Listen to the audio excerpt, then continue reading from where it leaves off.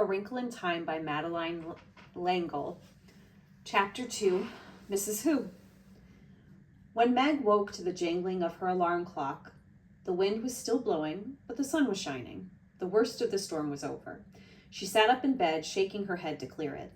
It must have been a dream. She'd been frightened by the storm and worried about the tramp, so she just dreamed about going down to the kitchen and seeing Mrs. Whatsit and having her mother get all frightened and upset by that word. What was it? Tess something. She dressed hurriedly, picked up the kitten still curled up on the bed, and dumped it unceremoniously onto the floor. The kitten yawned, stretched, gave a piteous meow, trotted out of the attic and down the stairs. Meg made her bed and hurried after it. In the kitchen, her mother was making French toast and the twins were already at the table.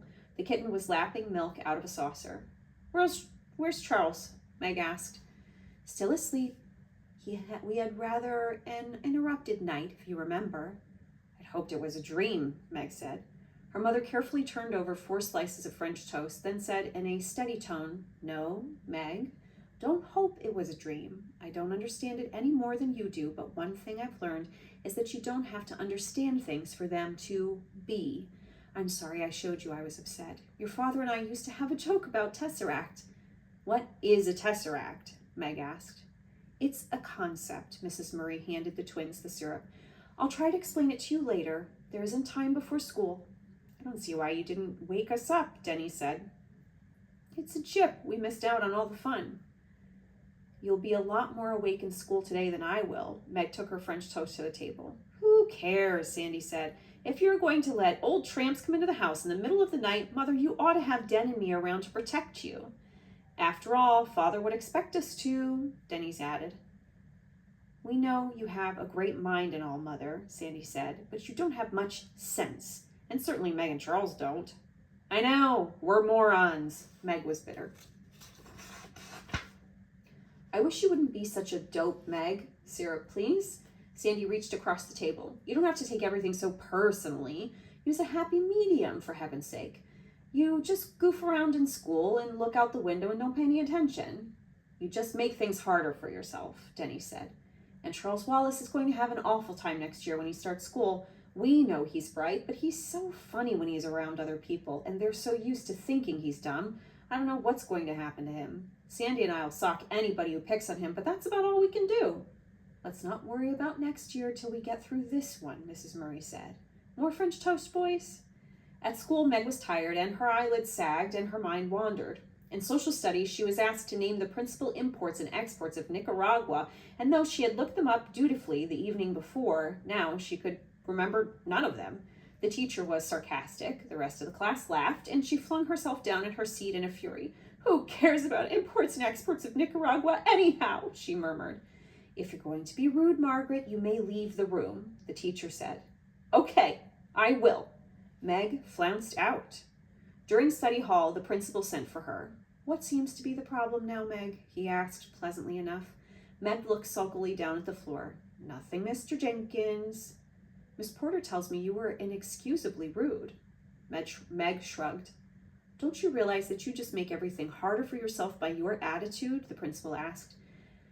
Now, Meg, I'm convinced that you can do the work and keep up with your grade if you will apply yourself, but some of your teachers are not. You're going to have to do something about yourself. Nobody can do it for you. Meg was silent. Well, what about it, Meg?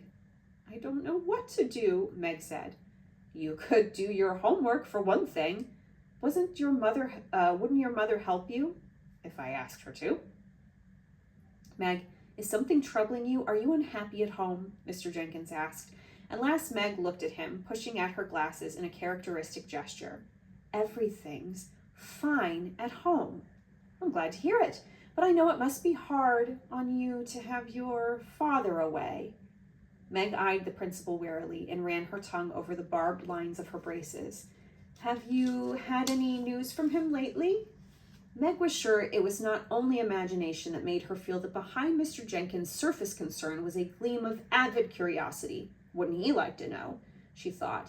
And if I knew anything, he's the last person I'd tell. Well, one of the last. The postmistress must know that if it was almost a year now since the last letter, and heaven knows how many people she'd told or what unkind guesses she'd made about the reasons for the long silence. Mr. Jenkins waited for an answer, but Meg only shrugged. Just what was your father's line of business? Mr. Jenkins asked. Some kind of scientist, wasn't he? He is a physicist. Meg bared her teeth to reveal the two ferocious lines of braces. Meg, don't you think you'd better make a better adjustment to life if you faced facts? I do face facts, Meg said. They're lots easier to face than people, I can tell you. Then why don't you face facts about your father? You leave my father out of it, Meg shouted. Stop bellowing, Mr. Jenkins said sharply. Do you want the entire school to hear you? So what? Meg demanded. I'm not ashamed of anything I'm saying. Are you? Mr. Jenkins sighed. Do you enjoy being the most belligerent, uncooperative child in school? Meg ignored this. She leaned over the desk toward the principal. Mr. Jenkins, you've met my mother, haven't you? You can't accuse her of not facing facts, can you? She's a scientist. She has doctor's degrees in both biology and bacteriology. Her business is facts. When she tells me that my father isn't coming home, I'll believe it. As long as she says father is coming home, then I'll believe that. Mr. Jenkins sighed again. No doubt your mother wants to believe that your father is coming home, Meg. Very well. I can't do anything else with you. Go on back to study hall. Try to be a little less antagonistic.